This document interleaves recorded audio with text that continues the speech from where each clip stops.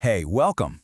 You know that feeling when an idea gets stuck in your head and it feels so real, so powerful, it's almost like it has a life of its own? Well, today, we're diving deep into that very concept. We're going to explore this incredible idea that our thoughts, both our own and the ones we share as a group, might actually be shaping the world around us in ways we can't even see. Let's get into it. So let's just start with the biggest question of all, the one this whole explainer hinges on. Can a thought, something we think of as totally private, totally intangible, actually become a thing? Like a real energetic force with its own presence in the world? It's a wild idea, and that's exactly what we're going to unpack. All right, to really get a handle on this, we've got to start small. We're talking about the micro level here. The power of just one single mind, your mind. We'll kick things off by looking at how you, an individual, can literally give form to a thought. And what you're creating is something called a thought form. The core idea here is that your thoughts aren't just rattling around inside your skull. They actually radiate outward from you. So a thought form is like an energetic blueprint, one that's built from your focused mental energy and, just as importantly, your emotional energy. It's not physical, you can't touch it. But in many spiritual and metaphysical traditions, it's considered to have a very real presence. So how do you actually make one of these? Well, it's basically a four-step process. First, you start with focused intention. That means really deeply concentrating on a goal or an idea. Then you give it an emotional charge. This is the fuel, right? Strong feelings, love, fear, joy, ambition, they turbocharge the thought. Step 3 is visualization. You give it a clear picture in your mind's eye. And finally, number 4 is repetition. The more you come back to that thought again and again, the stronger and more solid its energetic imprint becomes. Now, and this is so important, this power is a double-edged sword. It cuts both ways. On the positive side, if you're constantly visualizing success, you can create a supportive thought form that's like your own personal cheerleader, boosting your confidence. But the opposite is just as true. If you obsess over self-doubt, you can create a negative thought form that just follows you around like a little gray cloud, draining your energy and making you feel even worse. It really shows you how important it is to be aware of what's going on in your own head. Okay, so that's what one single mind can do. But now, what happens when a whole group of people, hundreds, thousands, even millions, all focus their energy on the exact same idea? Well, that's when things get a whole lot bigger. This brings us to the concept of an egregore. You can think of it as a thought form that's been scaled up massively. It's a kind of psychic entity that's born from the shared beliefs, the collective emotions, and the group rituals of a whole bunch of people. Here's a good way to think about it. If one person's thought is a tiny spark, an egregore is a raging bonfire, with thousands of people all adding their spark to the same flame. So, let's break down the key difference here, because it's important. A thought form, that's personal. You create it, and for the most part, it just affects you. An egregore, on the other hand, is societal. It's created by a group.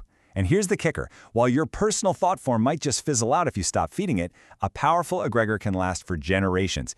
It can influence entire cultures long after the people who first created it are gone. So how do you build one of these massive things? The principles are pretty much the same, they're just on a much larger scale. You need a group with a shared intention, like a political movement pushing for change. You need rituals to keep reinforcing the energy. Think about everyone chanting together at a protest or singing a national anthem at a game. You need that deep emotional investment, that devotion.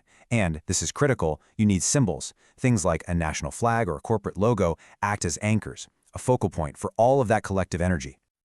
Okay, I know this might still sound a little abstract, a little out there, but stick with me here. Because you're about to realize that egregores are everywhere. They are the invisible forces that are shaping our world every single day, and they're hiding in plain sight. Let's start with a big one, national identity. What is a country really? It's not just lines on a map. A country is a powerful egregore. It's a shared idea of us, a story that we're all constantly feeding with rituals, like pledging allegiance, celebrating holidays, and telling ourselves these shared cultural narratives about who we are and what we value. That collective belief is what gives the idea of a nation its incredible power. The corporate world is another perfect place to see this in action. The source material for this explainer put it perfectly. A brand like Apple or Louis Vuitton is way more than just the products they sell. It's an egregore. Apple has built this powerful idea around innovation and creativity. Louis Vuitton is all about luxury and status. When people buy their products, they aren't just getting a phone or a handbag. They're buying into that collective story. And by doing so, they're feeding that egregore with their money and their loyalty. And of course, there are social movements. When a group of people rally around a huge cause, like climate change or civil rights, they create an incredibly powerful egregore.